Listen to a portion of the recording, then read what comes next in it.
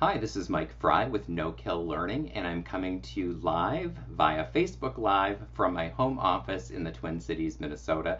And I'm here to talk tonight about a request for proposals to run Pueblo Animal Services. So it's going to be an interesting half hour coming up, I promise. I encourage you to like and share this video and invite your animal friends to watch it as well. Anybody who's an animal lover in or around Pueblo, Colorado, or who has an interest in the operations at Pueblo Animal Services will likely find what we're going to talk about today pretty interesting, at least I hope so.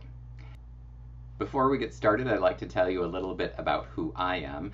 I've worked in the animal sheltering field, specifically in no-kill animal sheltering, for about 20 years. I served as the executive director for an open admission no-kill animal shelter in Minnesota for about 15 years.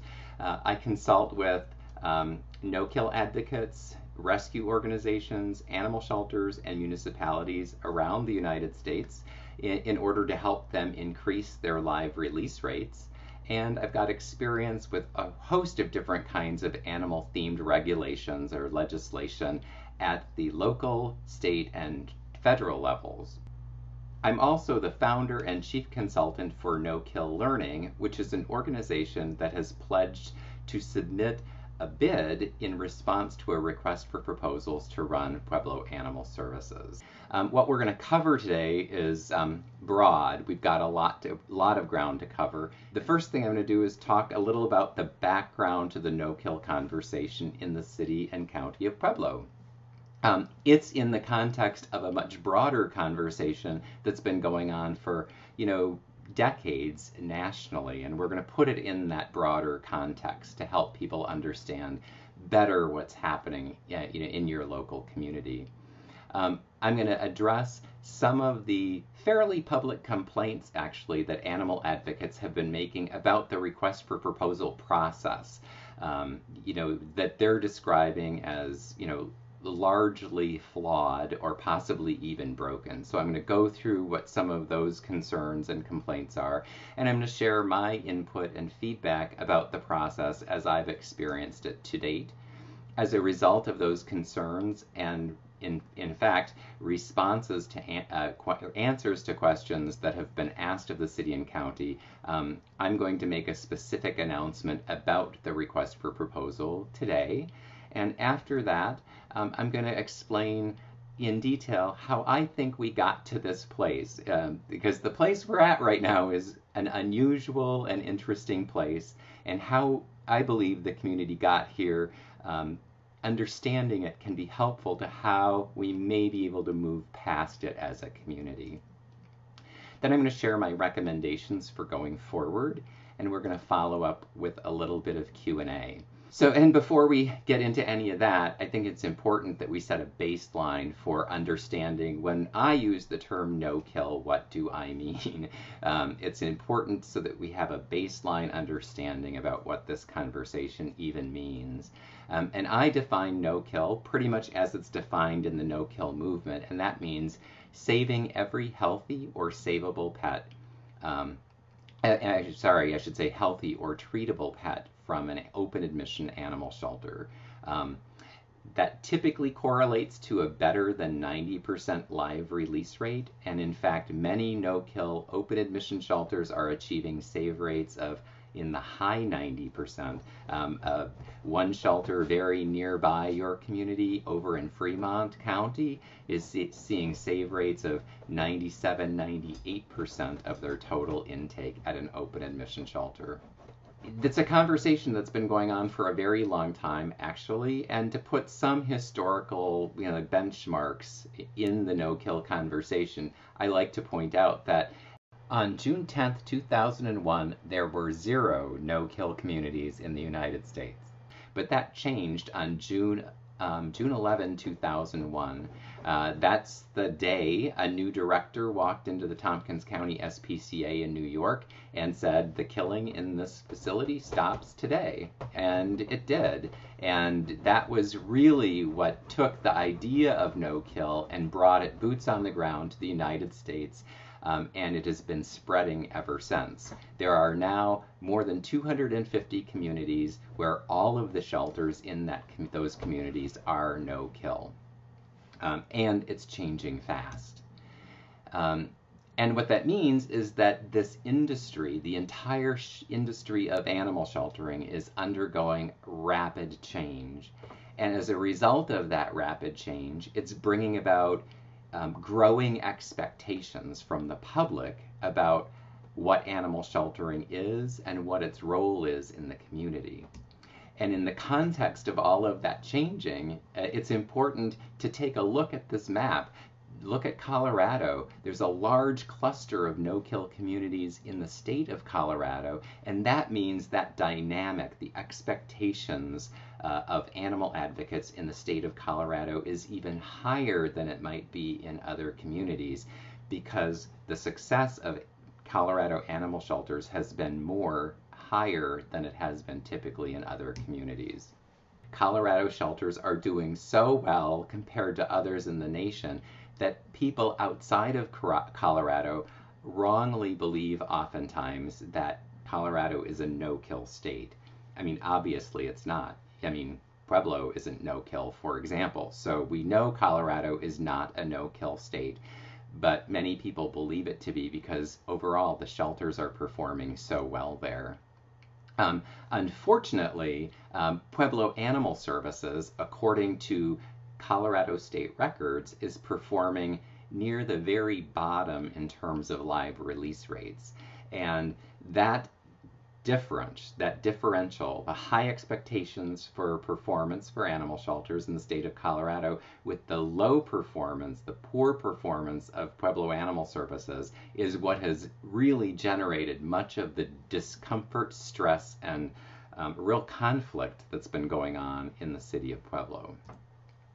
But we should put that in a broader context as well, because if you look at historically what animal sheltering has been from its inception, 200 years ago when animal control first started in the United States, there was no thought of saving animals. It was primarily a rabies control effort.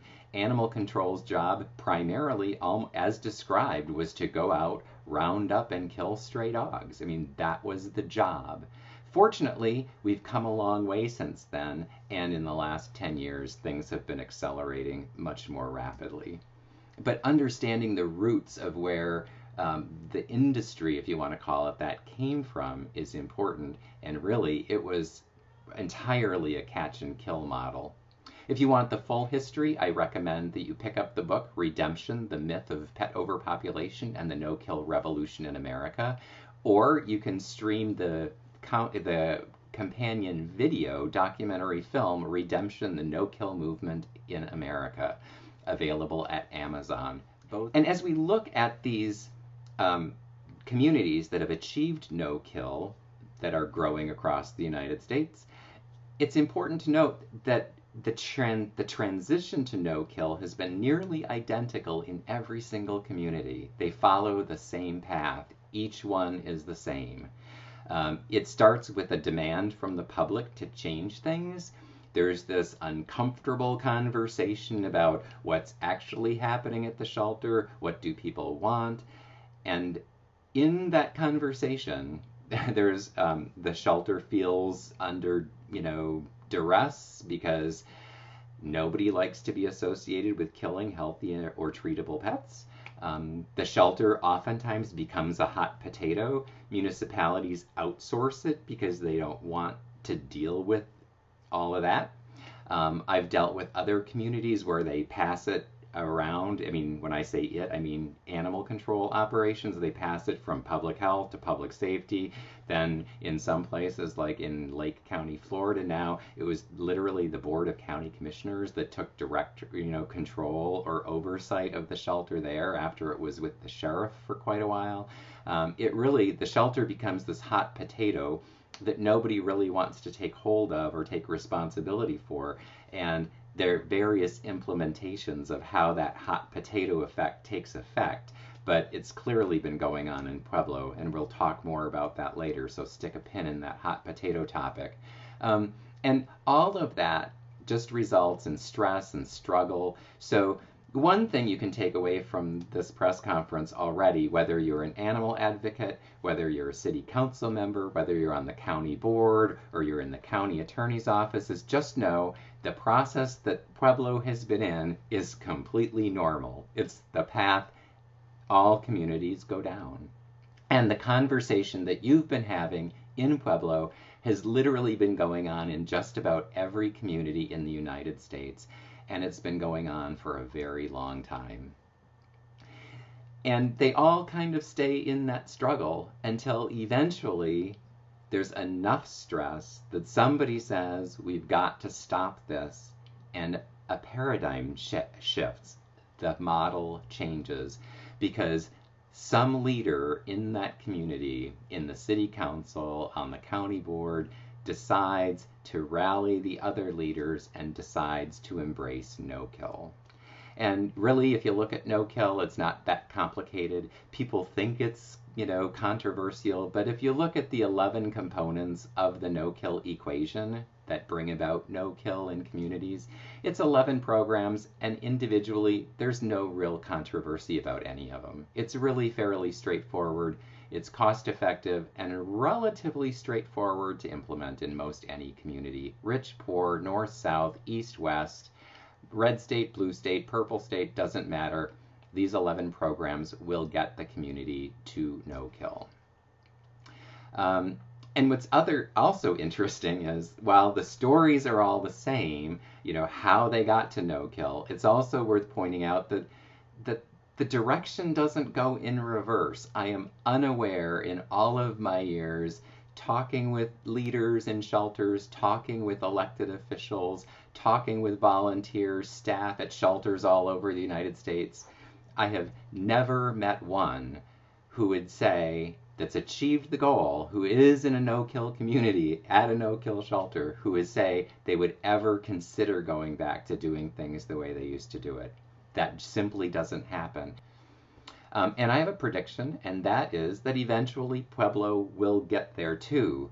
The only question remaining is, how long will it take? How much struggle will continue in that process until you get there? How much struggle do you want to have? How much do you want to continue resisting, what likely is the inevitable? Because this industry, honestly, is going only one direction.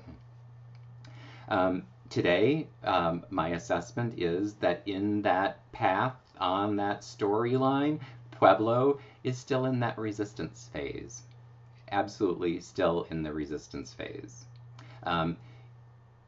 Leaders in the city of Pueblo had a lot of foresight and a lot of thought when they passed the Pueblo Animal Protection Act, or PAPA, but it still hasn't been implemented. They put off the implementation for some time, and that's given a lot of time for additional resistance to the implementation to show up.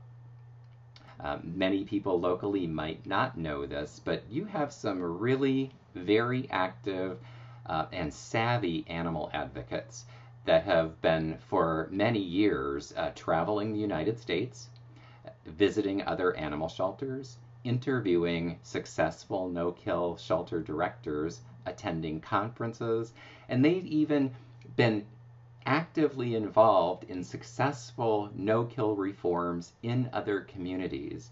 So they've really gotten themselves informed, they've been active, and many people who are in the no-kill movement around the United States know them. And so eyes are on Pueblo, and it's been an interesting saga for us outside of Pueblo to watch, to be honest with you. Today's resistance in Pueblo is showing up in a couple of odd ways, particularly with this request for proposals to run animal control and the responses back from the city and county to questions asked by potential bidders.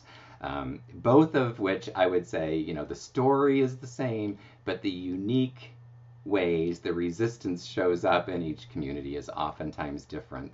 And I'll say, regarding this request for proposals and the responses back to bidders, It's not quite like anything I've seen before, but it certainly is part of the resistance that we experience in, almost every community that follows this journey. In terms of the request for proposal itself, animal advocates have been complaining about it for some time. And one of the first things that they complained about and have been complaining about is the timeline. So I'd like to get through that. The timeline is really important because we're talking about a big, complex bidding process where, animal services is really the outsourcing, not just of a basic service, but you're really just outsourcing an entire department of the city and county. Rather than me explaining it, I'll just share this video of animal advocate Angela Taylor at a recent Pueblo City Council meeting. The county has sat on the RFP since at least July, finally releasing the 66-page RFP this past Wednesday, giving all bidders until 2 p.m. October 19th to get their bids in. Now, the bidding process has been completely undermined to stack the deck for the current regressive contractor for Colorado Springs Humane Society of Pikes Peak Region. Released far too late, worded to favor the incumbent, and ignoring the written law of the city of Pueblo. When we talk about the timeline for the request for proposals and the entire process, it's important to note that, where this process should have started likely would have been like May or at the very latest early June of this year. And that's not just my opinion. Documents that I have seen from both the city and county suggest that they believe, officials there and staff there believe, that the May-June timeframe would have been really the appropriate time to release the request for proposals so that we could begin this process. But in fact, the RFP didn't come out until September 19th, which is, 3 months or more late.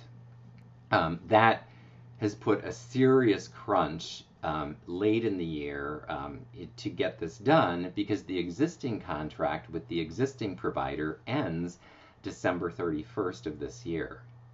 And to make matters worse, when the request for proposals came out, most of the people who saw it believed there were serious omissions in the request for proposals. So there was not enough information in the RFP for a bidder to seriously sit down and put together a meaningful budget or transition proposal process even.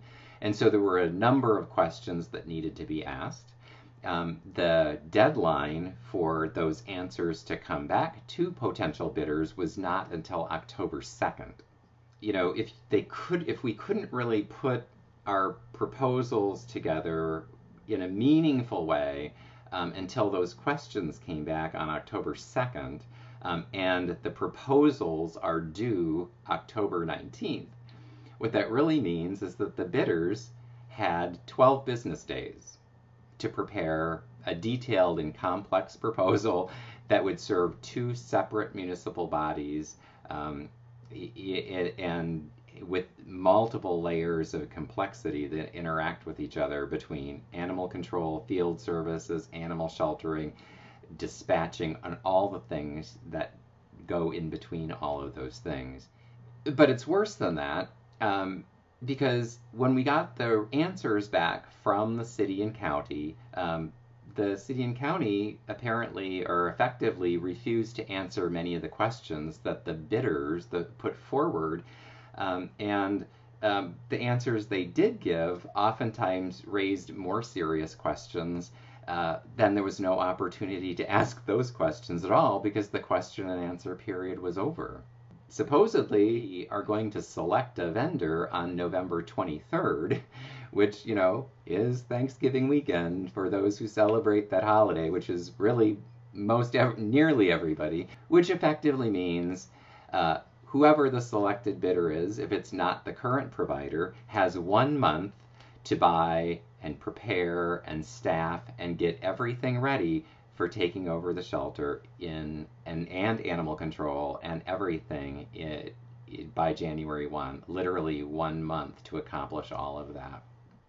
that 1 month time period to prepare to take over animal services is made even more challenging by much of the content of the RFP, and again, the questions, the answers to the questions that were submitted. For example, there's this issue relating to ownership of stuff. In the contract with the city and county's current provider, the contract is fairly straightforward and boilerplate and simple. It basically says anything that contractor purchased using, which is the Humane Society of Pikes Peak Region, the contract says anything that they purchase with their own money gets to remain theirs at the end of the contract, obviously. However, other equipment that's purchased, with city county resources or fees or services that come in through animal control, those things are to remain with the building. That's what the contract says. However, it's impossible to reconcile the existing contract language to that used in the request for proposal, particularly given the content of the financial reports from your current provider, which clearly show over the years that they have consistently taken Pueblo Animal Services dollars to purchase things like vehicles and other capital expenses.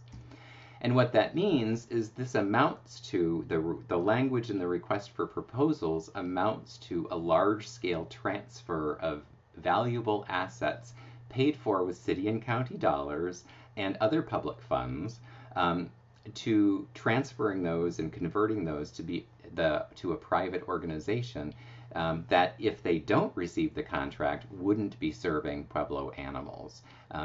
That's not only troubling, it's potentially illegal. And it's worth noting that all of these things, these vehicles, other equipment, other assets, are funds that are over and above what they've been paid for their operating expenses. It's over and above the hundreds of thousands of dollars paid annually for administrative expenses. And it's over and above the fees for services that are collected that the Humane Society of Pikes Peak Region has been keeping at Pueblo Animal Services. This is potentially millions of dollars over the years, and the request for proposal is just really giving all of that away. Right now, you're probably thinking, wow, that's really bad. And it is. It really, really is. It's bad. There's no way to reconcile it. But as bad as that is, it gets even worse than that. Because it's not just the physical things that they're claiming, physical things like animal control vehicles or surgical equipment or whatever, purchased using Pueblo Animal Services dollars that would transfer to the Humane Society of Pikes Peak Region. They're saying that even things like the name and the branding and the social media resources and all of those things also belong to the Humane Society of Pikes Peak Region, as if they would have any use for those things if they weren't running Pueblo Animal Services. I mean, let that sink in just a little bit. And if a new contractor is picked, we'll just have to come up with a new name, and that means changing all the internet URLs, changing all the social media, all of that will have to be done from the ground up. I mean, think about that. It's shocking, honestly. It's, people who've been reading these documents are literally have their jaws on the floor when they look at them. Many of these concrete items that new bidders would need to purchase in order to even consider taking over animal services on January 1 are, large items, again, like surgical equipment, other veterinary equipment, animal control vehicles, and many of those things have a long lead time required in order to purchase them. Surprise, there is no, parking lot or, vehicle lot where you can literally just walk out and buy an animal control vehicle. And oftentimes the lead time for purchasing an animal control vehicle is between 3 months and 8 months. Sometimes as much as a year. Yeah, so it's a big issue. It directly relates to the time frame and the finances involved in animal services. And as big and challenging as all that seems, I should also note that there are unanswered questions. And I don't mean questions that weren't asked, I mean questions that the bidders asked as part of the request for proposal process, but which the city or county just simply refused to answer or answered with effectively non-answers. And they're important things that bidders would need to know in order to put together a thoughtful bid. Some examples of these questions that I'm talking about are simple things like, how much are the utilities in the building? We're going to be responsible for them if we take over these operations, and you folks are requesting a detailed budget for what our expenses will be. But the answer that we got back when asking that question was, they don't know, and we'll have to figure it out sometime later, apparently. Bidders also requested a walkthrough of the building, but they said, no, you can't come walk through the building. We've asked, how many staff are in the building? That's really important to know because we want to have a smooth transition, and we would like to keep as many of the existing staff, for example, in place so that they get to keep their jobs and we can ease and facilitate a transfer over to a different provider. Knowing how many staff positions there are and what their titles are would be very helpful, but they refuse to provide that information to us. How many volunteers? They won't say. So this volunteer program that was set up and created, paid for using Pueblo dollars, they will give us no information about. Another question with a particularly interesting answer was, what responsibilities does the current contractor have to help ensure a smooth transition if the contract changes? And the answer is pretty simple, there aren't any. In short, the city and county are asking bidders to submit detailed line item budgets when they refuse to provide the information needed to put those things together. And they're effectively asking bidders to do that work twice because they're asking every bidder to submit two proposals, one that complies with the Pueblo Animal Protection Act and one that does not. When bidders asked why the need for these two proposals, the response back came, in effect, paraphrasing that there's an assumption that implementing the Pueblo Animal Protection Act is going to cost the city and county more money. And I would just like to go on record officially as stating that that's just not true. If you look at communities that have implemented the Companion Animal Protection Act, nowhere that I've seen has it cost more money. And the reasons for that, if you think about it, are really fairly straightforward. Killing and disposing of animals is 100% revenue negative. It costs money. But if you adopt animals into homes, you generate revenue. If you release them to rescue, you save the costs of killing and disposing of those animals. If you implement proactive redemption programs where you reunite more animals with their families without even bringing them to the shelter or very quickly thereafter, you reduce the length of stay, which decreases costs, and you increase revenue through fees and fines. And so most of the programs in the no-kill equation actually save money or generate income. And so there's no additional cost associated with it. The places that I know that have implemented the Companion Animal Protection Act have never needed to increase their budgets as a result. And so there's a fundamental assumption in these proposals that's not correct.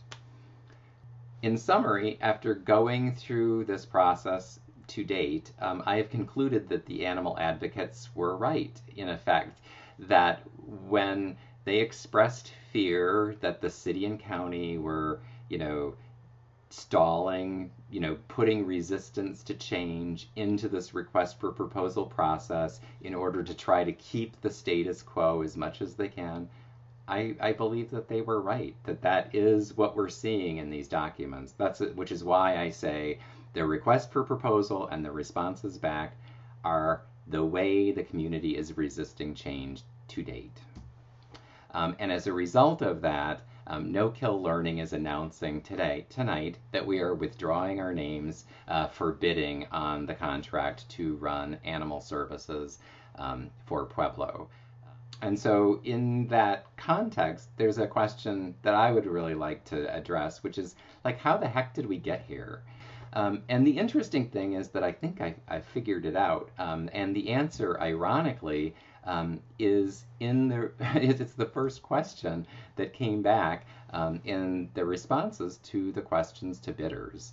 The very first question asked, actually, it's a question that I asked, and it's the question number one on the list of answers back, was, could you show me the intergovernmental agreement between the city of Pueblo and Pueblo County? You know, what's their written agreement about how animal services to be governed? And the answer is, there wasn't one. There isn't one. There never apparently has been one.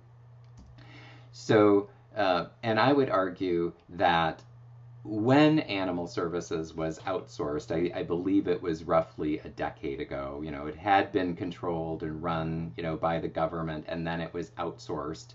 The things that needed to be put in place way back then, you know, never were. All of these questions about who owns what, you know, what entity owns the naming, branding, all of those other things, how the money is spent, how the money is accounted for, what do the city and county agree to, and how do they reconcile disagreements amongst themselves when there's conflict about how animal services to be run. None of those things was ever done when animal control was just outsourced all those years ago. It was like the hot potato that you want to just pass off onto somebody else. And it seems that phenomenon still sort of exists and is in the space today. As a result, decisions are made in sort of an ad hoc way, you know, one-off here and there, and that's never an effective way to run anything. And a great example of that is, you know, unfolded in this request for proposal process. And as a result of, you know, bidders asking questions, on September 28th, the assistant county attorney sent an email to Pueblo Animal Services, you know, simply asking them, hey, who owns all this stuff? The CEO of Humane Society of Pikes Peak Region, Jan McHugh Smith, responded basically saying, yeah, we own everything. It's all ours, including the name, including the branding, including, you know, the Facebook page, you know, all of it belongs to them. Rather than questioning that, rather than reviewing contracts or documents, it would appear that on that same day, October 2nd, the day the responses were due back to the bidders, the county attorney or someone else at the county simply rephrased Jan McHugh Smith's answer that they own everything and repeated it back to the bidders as though that was fact. I don't think the city or county should even consider signing another 3-year contract with with the Humane Society of Pikes Peak Region to run animal services with these large financial and ownership questions on the table. I don't think it's viable. The city and county can roll up their sleeves and do the work that should have been done before ever outsourcing animal services in the first place.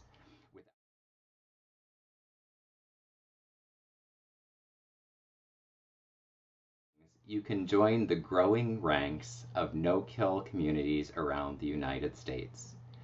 And when you do achieve no-kill, it will be just like it's been in other parts of the United States. But without me explaining it, I'm going to let a volunteer at Tompkins County talk to you about it as it appeared in the film Redemption, the no-kill revolution in America. It was like the sun had been behind a cloud for years, and it came out.